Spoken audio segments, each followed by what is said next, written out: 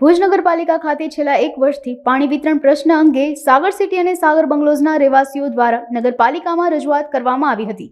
સાગર બંગલોઝના રહેવાસીઓ દ્વારા આક્રોશ વ્યક્ત કરતા જણાવ્યું હતું કે સાગર સિટી વિસ્તારમાં છેલ્લા 1 વર્ષથી પાણીની સમસ્યાને લઈ લોકો હેરાન પરેશાન થઈ રહ્યા છે તેમજ આ બાબતે વારંવાર રજૂઆતો કરવા છતાં કોઈ ઉકેલ આવતો નથી તેમજ આ રજૂઆત બાદ નગરપાલિકાના અધિકારી દ્વારા સંતોષકારક જવાબ અપાયો હોવાથી રહેવાસીઓએ આગામી સમયમાં પાણી સમસ્યા હલ થશે તેવી આશા વ્યક્ત કરી હતી।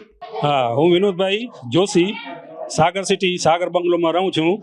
आज अमने पानी सप्लायनी घणा समयथी लगभग 12 महीना जेवा थई गया।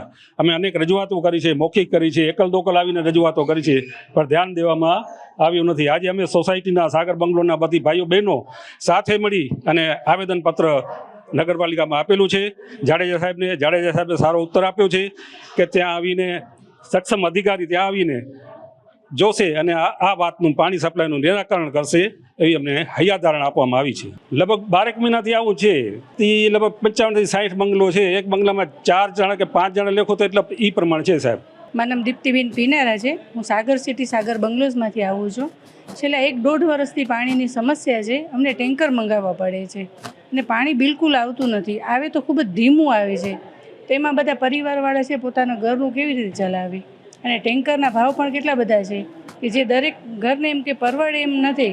તો અહીંયા કને અમે રજૂઆત કરવા આવે છે। આની પહેલે પણ અમે 5-6 વખત અહીંયા આવી ગયા પણ છતાં પણ કોઈ કંઈ કરતું નથી।